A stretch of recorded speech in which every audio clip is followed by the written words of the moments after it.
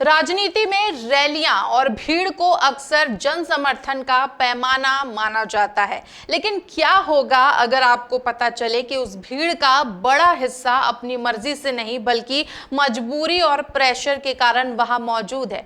नमस्कार, मैं हूं आयुषी सुनवानी और आप देखना शुरू कर चुके हैं सबकी खबर। प्रधानमंत्री नरेंद्र मोदी के संसदीय क्षेत्र यानी कि बनारस में हुए महिला सम्मेलन की कुछ ऐसी तस्वीरें और वीडियो सामने आए हैं जो लोकतंत्र के दावों की पोल खोलते नजर आ रहे हैं। क्या सरकारी तंत्र का इस्तेमाल रैलियों में भीड़ जुटाने के लिए किया जा रहा है? आज हम इस जबरदस्ती वाली राजनीति का सच आपके सामने रखेंगे।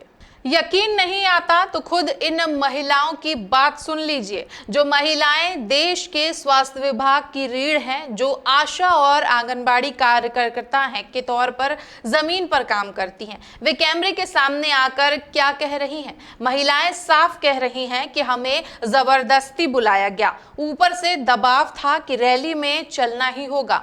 ये महिलाएं बनारस के महिला सम्मेलन में आई तो थी, लेकिन स्वेच्छा से नहीं बल्कि विभागीय दबाव और नौकरी की सलामती के डर से। एक बार सुनिए ये महिलाएं क्या कह रही हैं। हम लोग स्वास्थ्य विभाग से है, जबरदस्ती बुलाए गए हैं जी। हाँ, प्रेशर बना है कि चलिए रैली में चलना है, न खाने लिए कुछ नहीं, भूख प्यास के मर रहे हैं सब। बात सिर्फ जबरदस्ती बुलाने तक ही सीमित नहीं रही। जब ये महिलाएं घंटों धूप में बैठकर थक गईं और घर वापस जाना चाहती थी तो आरोप है कि उन्हें वहां से निकलने नहीं दिया गया। प्रधानमंत्री का भाषण सुनने के लिए उन्हें मजबूर किया गया। क्या रैलियां अब कैद खानों में तब्दील होती जा रही हैं? ये कोई पहला मामला नहीं है। राजनीतिक गलियारे में चर्चा है कि ये रैलियों की एक खास मोडस ऑपरेंडी बन चुकी है। सरकारी मशीनरी, चाहे वो शिक्षा विभाग हो या स्वास्थ्य विभाग, उसे रैली के प्रबंधकों में बदल दिया जाता है। महिलाओं को सिर्फ एक संख्या की तरह इस्तेमाल किया जाता है ताकि कैमरे पर भारी भीड़ दिखाई जा सके।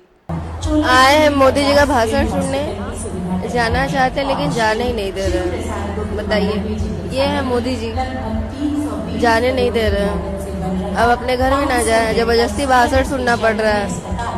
सवाल ये है कि क्या देश के प्रधानमंत्री की लोकप्रियता इतनी कम हो गई है कि भीड़ जुटाने के लिए सरकारी कर्मचारियों पर प्रेशर बनाना पड़ रहा है? आशा और आंगनबाड़ी वर्कर्स जो पहले से ही कम वेतन और ज्यादा काम के बोझ तले दबी हैं, उन्हें इस तरह चुनावी प्रचार का हिस्सा बनाना कहां तक जायज है? अगर वे घर जाना चाहती थी तो उन्हें रोकने का अधिकार किसे था? भीड़ से कुर्सियां तो भरी जा सकती हैं, लेकिन क्या दिलों में जगह इसी तरह बनाई जाती है? जबरदस्ती का समर्थन कभी जनादेश नहीं हो सकता। बनारस की इन महिलाओं की आवाज ने उस चमक धमक वाली रैली के पीछे के अंधेरे को उजागर कर दिया है। आपकी इस पर क्या राय है? क्या रैलियों के लिए सरकारी कर्मचारियों का इस्तेमाल सही है? क्या आपने भी कभी अपने क्षेत्र में ऐसा कुछ देखा है? कमेंट बॉक्स में अपनी राय और अनुभव हमारे साथ साझा करें और ऐसी ही खबरों के लिए हमें फॉलो करें।